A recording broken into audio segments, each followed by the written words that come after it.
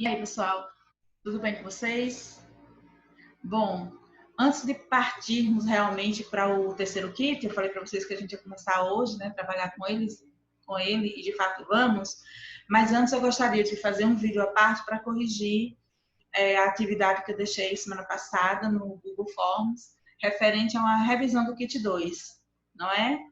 A gente vai corrigir juntos, porque se vocês ficaram com alguma dúvida, a hora de tirar é essa, tá bom? Depois que eu explicar, você vê esse vídeo. Se você ficou com dúvida ainda, você manda para mim uma pergunta aí no WhatsApp. Vocês têm meu número, pode ser no privado, pode ser no grupo, que aí eu respondo vocês, tá certo? É verdade que depois de cada... Deixa eu ver. Eu dei o feedback, né? Depois das perguntas. Cá está. Depois da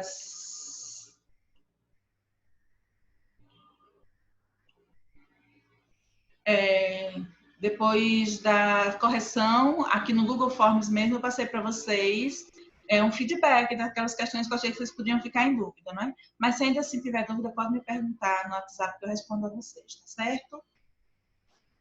Então, vamos lá. Nos gêneros memórias literárias e biografia, são os dois gêneros que nós trabalhamos no kit 2. Os verbos costumam aparecer em que tempo verbal? Gente, memórias literárias é aquele gênero onde o autor vai contar as suas lembranças do passado. A gente não tem lembranças do futuro, porque a gente não pode ter lembrança de algo que não aconteceu ainda, que não vivenciou ainda. Então, é referente ao passado. E biografia também é um gênero que remete ao passado. Biografia vai falar para você da vida de alguém, né? Se escreve sobre a vida de alguém, os acontecimentos da vida de alguém, geralmente uma pessoa notória, uma pessoa que desperte a curiosidade, que as pessoas querem saber sobre a vida dela, mas sempre casos do passado. A gente não pode escrever sobre algo que não aconteceu ainda, sendo uma biografia. Então, nossa resposta aqui, passado. Tá bom? Em que pessoa são escritos os textos do gênero memórias literárias? Primeira pessoa. Eu escrevo as minhas memórias. Se eu escrevo as minhas memórias, a pessoa é a primeira, eu. Ou nós, né? Se eu estou contando um caso que aconteceu e tinha mais alguém comigo, eu vou dizer nós. Mas ainda é a primeira pessoa, porém do plural, tá bom? Então, o gênero memórias literárias e a autobiografia também são escritas em primeira pessoa do plural do singular, tá bom?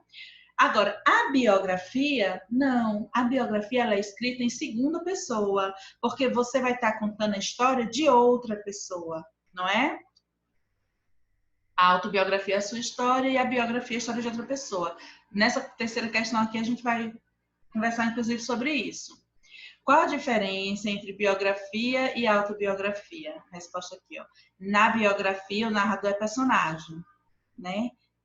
Na biografia, o narrador, perdão, não é personagem, porque o narrador está contando a história de outra pessoa. Agora, na autobiografia, o narrador é personagem porque ele está contando a sua própria história. Então, ele está contando, está narrando os acontecimentos que ele vivenciou. Então, ele é o personagem, e é o personagem principal, não é?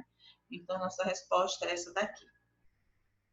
Nesse kit, no caso 2, aprendemos que algumas classes de palavras podem variar em número, plural e singular, e gênero, masculino e feminino. Gente, pode variar também em grau, que é o aumentativo e diminutivo, né? Mas eu nem coloquei porque nós não trabalhamos isso. Mas, por exemplo, bola é um substantivo, ela pode variar em número, bola e bolas, e pode variar em grau, bolinha e bolona, né? Agora, porque uma palavra é variável, não quer dizer que ela vai variar nas três coisas, né? Em gênero, em número e em grau. Bola, por exemplo, não existe o masculino de bola, o bolo, porque bolo já é outra coisa, né? Então, ela não precisa variar, a palavra ela não precisa variar nas três variações em gênero, número e grau, para ela ser variável. Se ela tiver variação só em uma desses pontos, só em uma dessas coisas, ela já é uma palavra variável, tá bom? Uma classe variável. tá? Então, substantivo, que é o nome, é a classe que dá nome às coisas todas. Tudo que existe é substantivo. TV, unha, cabelo, celular, lâmpada, parede, tudo é substantivo. E aí, essas coisas são variáveis, porque elas existem no plural, elas existem no singular, elas podem existir no feminino e no masculino, elas existem no diminutivo e no aumentativo, que é a variação de grau, né? Então, não é substantivo, porque a gente quer saber qual que não é variável. E substantivo é, né? Bola, bolas. Já variou num ponto, já não é invariável. Verbo. Claro que verbo pode variar, não é? Plural e singular, por exemplo. Ele gosta, eles gostam. Então, o verbo gostar já variou em plural e singular. Então, não é nossa resposta. Advérbio. Será? Vamos ver. E artigo.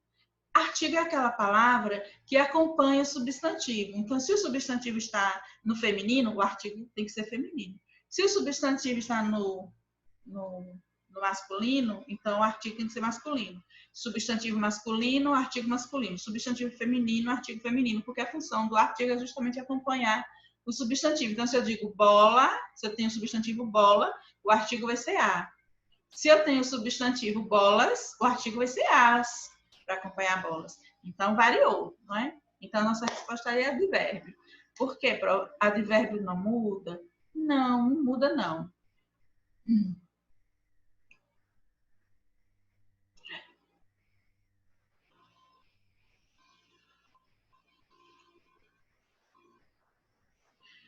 Vou explicar para vocês advérbio aqui um pouquinho.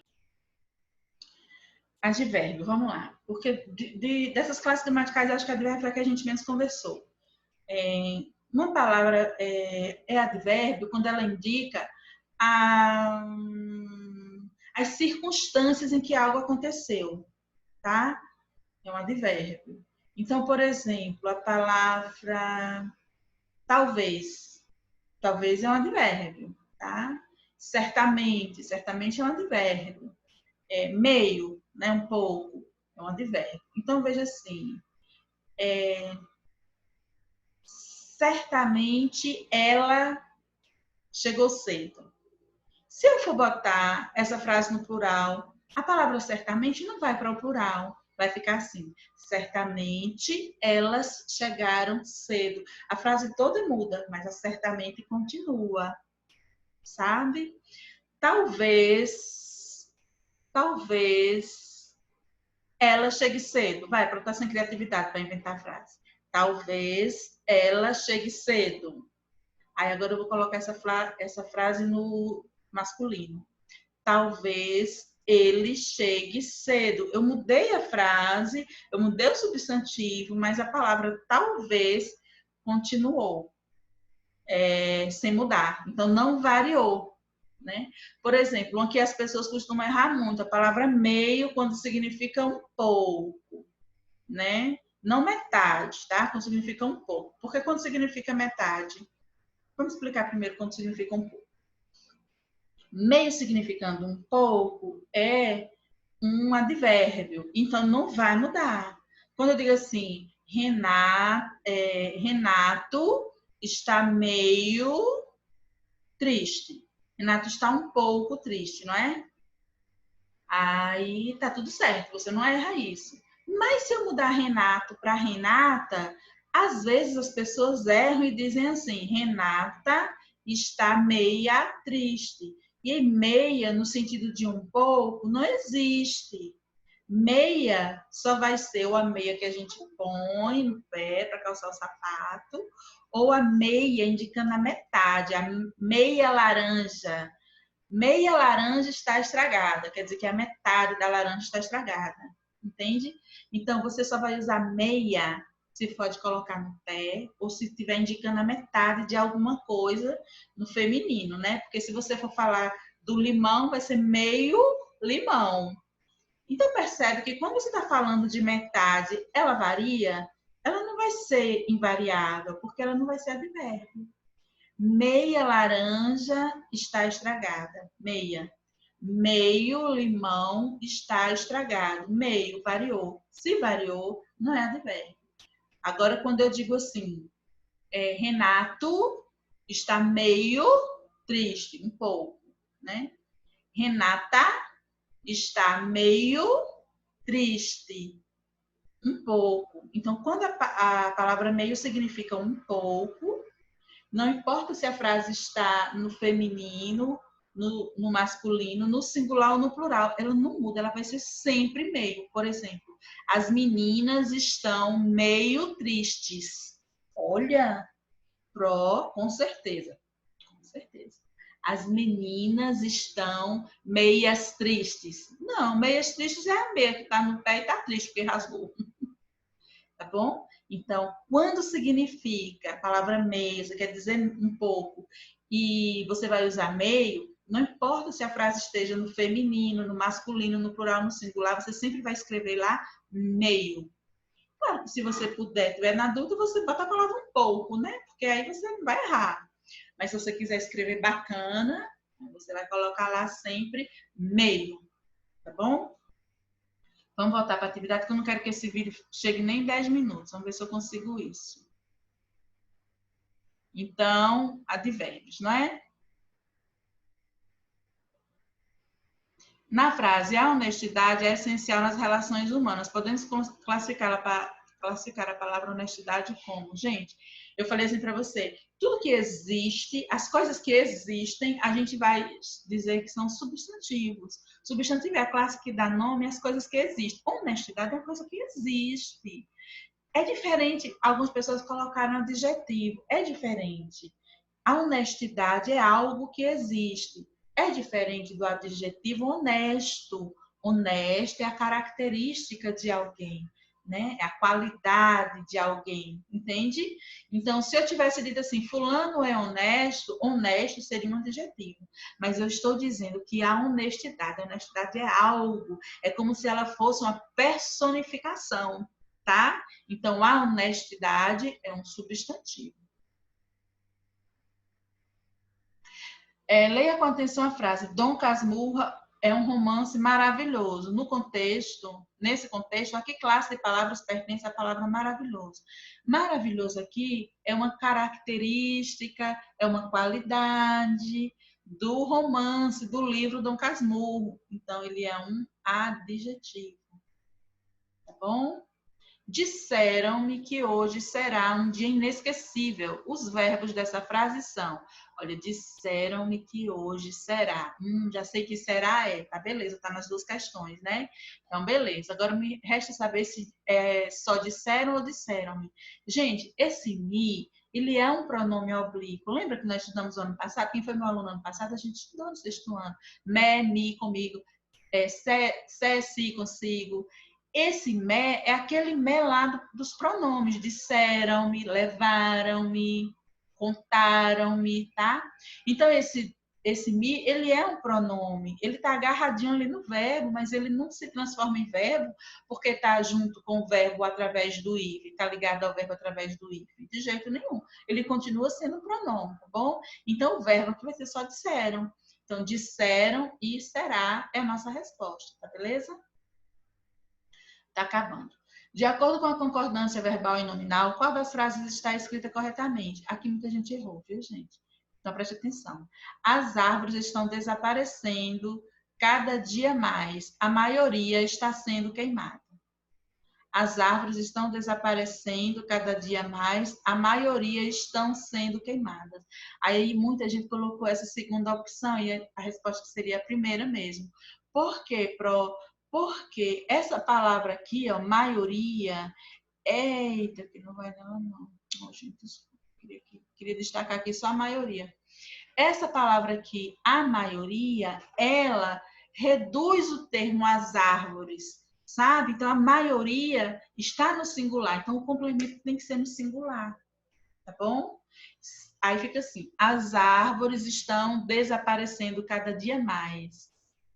A maioria está sendo queimada.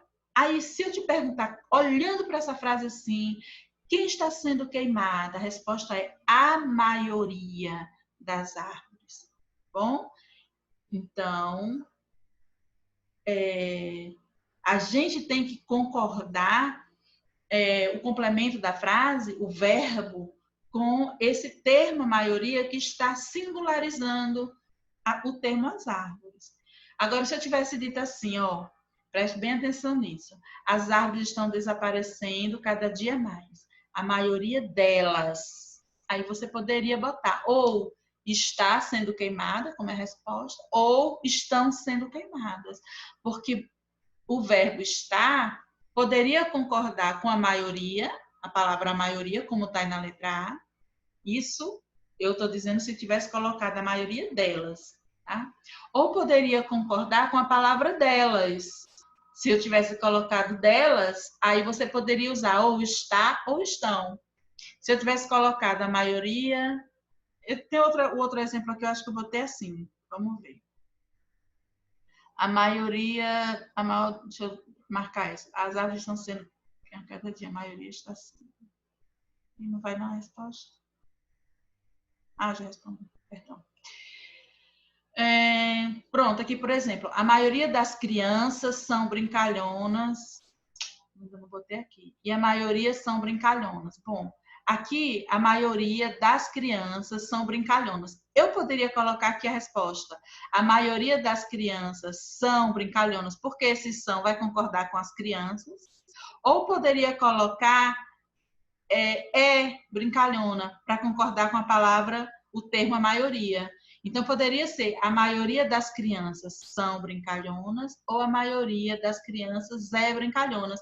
Porque, no caso, o ia concordar com essa parte aqui, maioria. Tá bom, gente? Ficou com dúvida nisso? Me pergunta, prof, fiquei com dúvida naquela questão lá da maioria. Eu já mando o áudio para você na hora, explicando de novo, tá bom? Então, a resposta aqui, letra A.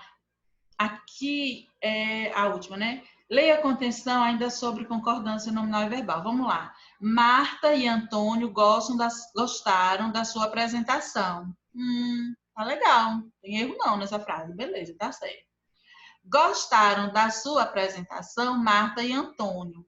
Então, eu tenho a mesma frase, na verdade, né? Só que Marta e Antônio gostaram da sua apresentação. Eu só fiz pegar o sujeito, que é composto, né? Maria, Marta e Antônio, e jogar o sujeito lá no final da frase, mas é a mesma frase, então tá certa também. Agora eu vou botar assim: gostou da sua apresentação, Marta e Antônio. Agora a diferença da frase B para a frase C é o verbo, né? Na C ele está no singular. Pode, pro. Veja. Quando nós temos um sujeito composto, ou seja, dois ou mais sujeitos, é o caso da frase, né? Nós temos dois sujeitos, Marta e Antônio.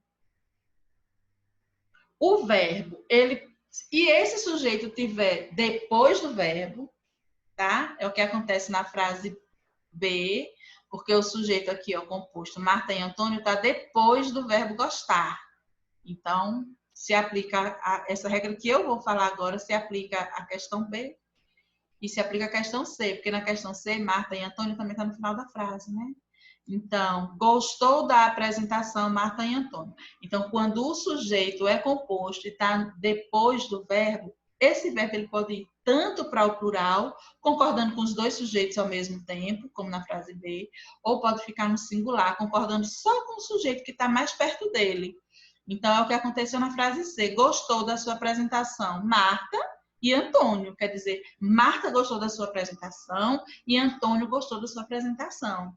Então, o verbo ele pode ficar tanto no plural para concordar com os dois sujeitos ao mesmo tempo, ou ele pode ficar no singular para concordar com aquele sujeito que está mais perto dele. E a gente compreende a frase dessa maneira.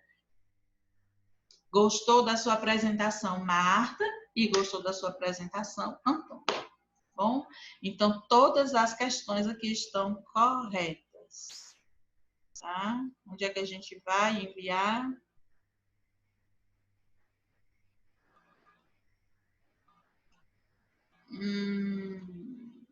Sei lá onde é que a gente envia a resposta, mas enfim. Tá, beleza. Deixa eu sair aqui. Nossa correção encerra. Gente, fica com dúvida, não. Vocês sabem que eu amo responder vocês. E não tem tempo ruim. Pode mandar pergunta que eu nem demoro a responder. Eu respondo vocês com o maior prazer, tá bom? Então, beijo. Vou gravar agora o vídeo da nossa primeira aula do Kit 3.